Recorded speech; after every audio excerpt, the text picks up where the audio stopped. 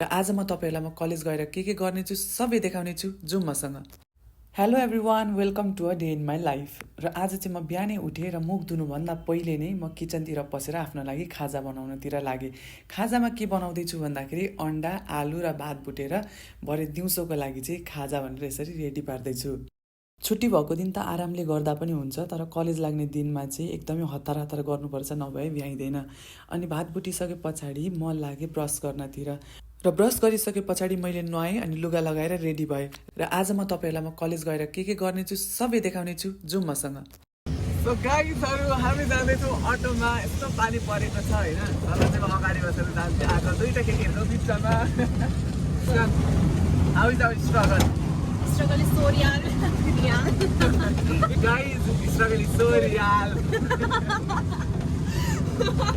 के गर्ने हैन, जति पनि स्ट्रगल भए पनि खुसी भन्ने कुरा आफैले खोज्ने हो। त्यही भएर 3, 2, 1 को मुस्कान। भैया इतना स्ट्रगल होने के बाद भी रोज आते हैं हमारा पिलर हमारे भैया।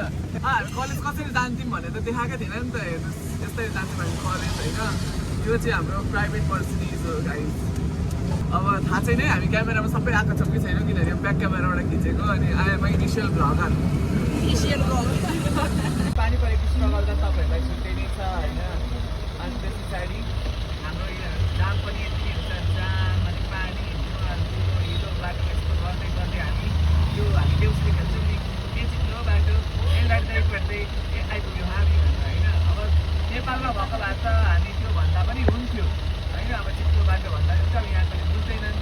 के गर्नु गाइज, हावा पानी बर्खा झरी हामीले केही नभनिकन कलेज आउनुपर्छ होइन। तर हामी पनि ओठमा मिठो मुस्कान लिएर हामी कलेज आउँछौँ। यति नै मुस्कान। इसका तो नाम ही मुस्कान और हमेशा मुस्कुराती रहती है। पर गाइज मेरा नाम तो नारायणी मिकिसा, हमेशा मेरा मुंह ऐसा होता है।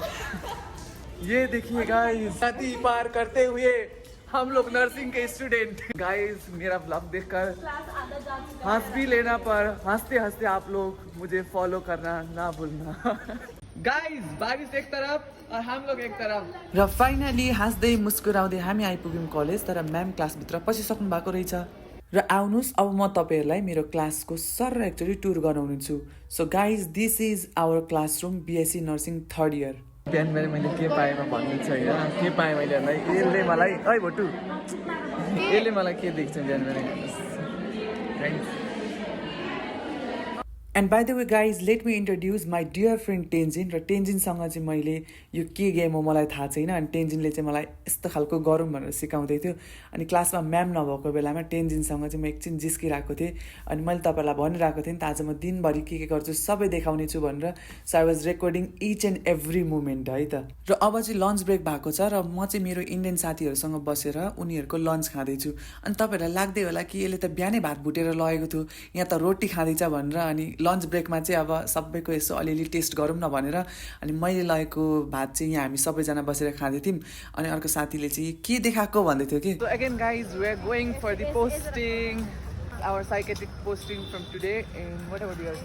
I am posted in medical record department. Okay. Management posting. Yes का. तो जा रहे हैं अभी फिर से फ्री का काम करने के लिए गाइस। मजदूरी मजदुरी जिन्दाबाद। हेलो गाइस, म खाली केटीहरूलाई मात्रै देखाइरहेको छु भन्नु होइन। मेल फ्रेन्ड पनि छ नि मेरो, यस्तो देखाइदिएको तपाईँलाई। भागो। So guys, I finally reached to my ward which is psychiatric ward and today is my first day in psychiatric ward. अनि जाने बित्तिकै मैले चाहिँ भाइटल्स लिन थालेँ है। र जो नर्सिङ स्टुडेन्टहरूले हेर्दै हुनुहुन्छ तपाईँहरूलाई त थाहा छँदै होला, स्टुडेन्ट लाइफमा चाहिँ भाइटल्स भनेको चाहिँ एकदम मेन्डेटरी हो। त्यहाँको इन्चार्जले तपाईँलाई लिन लाउँछ। अनि मैले पनि पेसेन्टसँग इन्टरेक्सन गर्दै उहाँलाई के भएको रहेछ, तपाईँ कति दिन भयो हस्पिटल आउनुभएको भनेर सोधेँ। र अर्को कुरा चाहिँ भिडियो लिनुभन्दा अगाडि पनि मैले उहाँलाई सोधेँ कि के म तपाईँको भिडियो लिन सक्छु भनेर। अनि उहाँले हुन्छ लिनु भनेर भन्नुभयो। त्यस पछाडि चाहिँ मैले भिडियो लिँदै उहाँको प्रेसर नापेँ अनि उहाँको प्रेसर पनि एकदम राम्रै रहेछ 120/80 थियो ठिक्क थियो प्रेसर पनि अनि उहाँलाई मैले भनेँ कि तपाईँको प्रेसर एकदम ठिक रहेछ भनेर अनि हिन्दीमा कसरी भने भन्दाखेरि आन्टी आपका प्रेसर एकदम सही है 120/80 है भने र हामी कतिजना चाहिँ प्रेसर नापिसकेर पेसेन्टको कति रहेछ भ्याल्यु भनेर भन्दैनौँ नि त र पेसेन्टलाई हामीले यति भनिदिँदाखेरि उहाँलाई ढुक्क हुन्छ नि त अनि मैले त्यस पछाडि पल्स अक्सिमिटरले पल्स पनि नापेँ मेरा दोस्त पल्लवी कब से मुझे बोल रही थी कि मुझे ब्लॉग में लेना तो फाइनली आज वो दिन आ गया है पल्लवी ये देखो शर्मा रही है बोलो तुम्हारा ब्लॉग कहाँ से शुरुआत हुआ था हाँ तुम बोल रही थी ना मैं स्नैपचैट ब्लॉगर हूँ हाँ स्नैपचैट पर्सनल ब्लॉग मेरे जो होते हैं तो आज से ये पब्लिक हुआ क्रिस बब्बर का ये सेकंड टाइम है मेरे ब्लॉग में हाय बोलो hi all the way from Punjab okay no इसकी फीस तो जम्मू से आती पंजाब, है इसकी पंजाब। फीस जम्मू से आती है Punjab from scholarship PM SSS तो है ही पंजाब से सुना होता है here is नितास्मा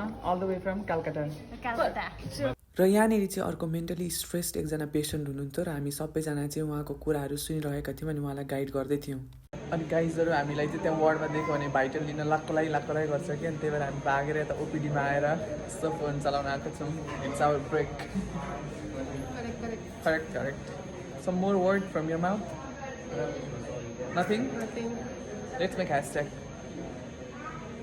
Here. # nothing. Bye guys, we are heading towards our home. अभी भी बारिश हो रहा है, हमको ऑटो नहीं मिल पा रहा है, क्या करें? Finally guys, हम लोगों को ऑटो मिल गया और हम जा रहे हैं ऑटो पे घर जा रहे हैं.